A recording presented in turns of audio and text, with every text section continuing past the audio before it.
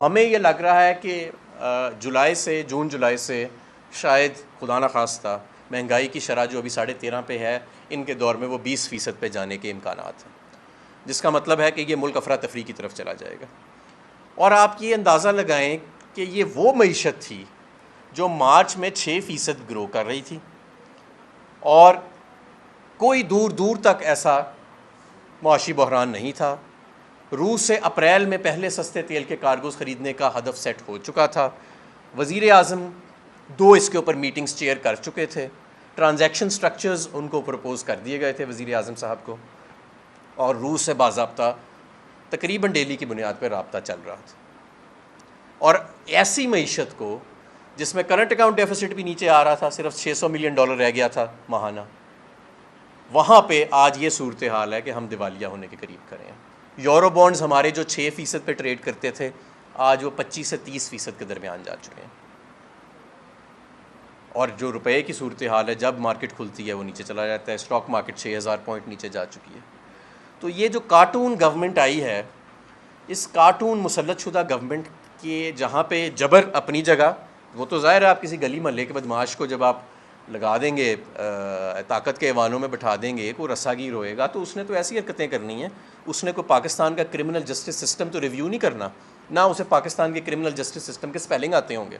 उसको तो ये पता है कि भाई पटवारी से फ़र्द कैसे लेनी है, जाली पर्चे कैसे कराने हैं। उसको तो ये पता है कि बंदे को ख़राब कैसे करना है, टॉर्चर कैसे करना है। ये चीज़ें आप उनसे पूछ सकते हैं।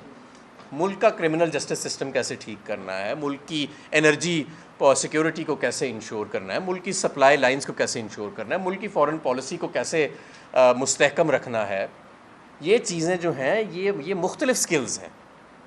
पुल बनाने के लिए सिर्फ एक टेंडर देना पड़ता है अखबार में, ठेकेदार आके बाकी काम खुद कर देता है। सिर्फ एक टेंडर देना पड़ता है पुल बनाने के लिए। एक नेस्पाक उसका डिज़ाइन कर देती है और टेंडर कर देता है, कोई ठेकेदार आता है, वो पुल आके बना देता है।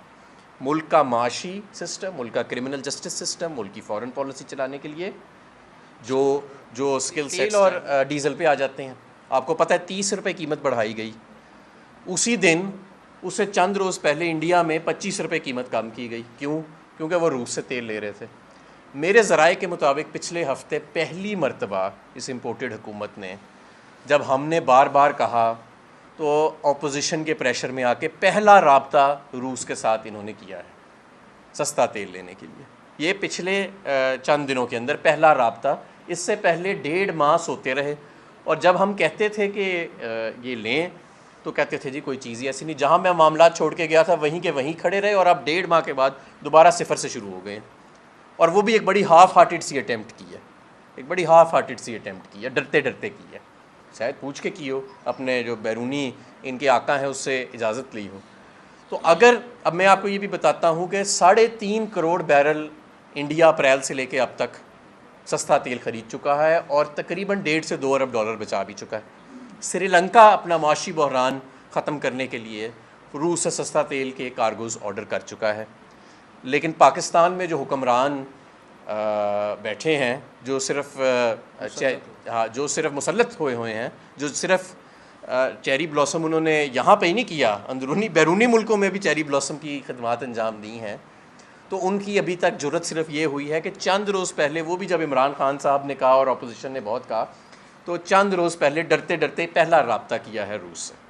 तो चलें, उम्मीद करते हैं कि वो थोड़ी और हिम्मत पैदा करेंगे और अब इस रब्ते को रब्ता ही नहीं रहने देंगे, बल्कि सस्ता तेल ख़रीदेंगे और लोगों के लिए कीमत कम करेंगे। क्योंकि अगर इन्होंने कीमत कम ना की और इसी तरह ये महंगा तेल ख़रीदते रहे, और इसी तरह जिस तरह 22 रुपया हमारा कमज़ोर हो चुका है पिछले 45 दिनों में, तो 30 से 40 रुपये डीज़ल की कीमत इन्हें और बढ़ानी पड़ेगी आइंदा चंद दिनों के अंदर, अगर इन्होंने रूस से मामलात जल्दी तय ना किए। महंगाई का ये आलम है कि आप कह रहे हैं कि मज़ीद फ्यूल कॉस्ट एडजस्टमेंट बढ़ेगी, मज़ीद बिजली की कीमतें बढ़ानी पड़ेंगी। ज़रा बताएं ना क्यों? उस वजह से कि 2013 और 18 के दरमियान जो माहिदे किए, नंबर 1 उसकी वजह से जो नून लीग ने महंगे माहिदे किए, नंबर 2 महंगी तरीन LNG खरीद। अब आ जाते हैं जी लोड शेडिंग की तरफ।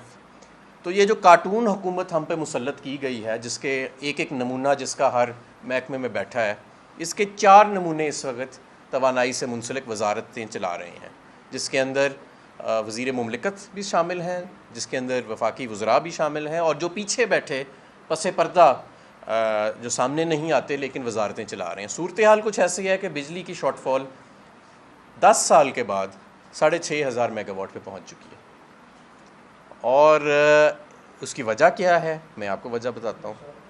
हबको, लालपीर और पाकजन पावर प्लांट बंद पड़े हैं, उनको पिछले 2-3 हफ्ते से ईंधन का उनके लिए बंदोबस्त नहीं किया गया।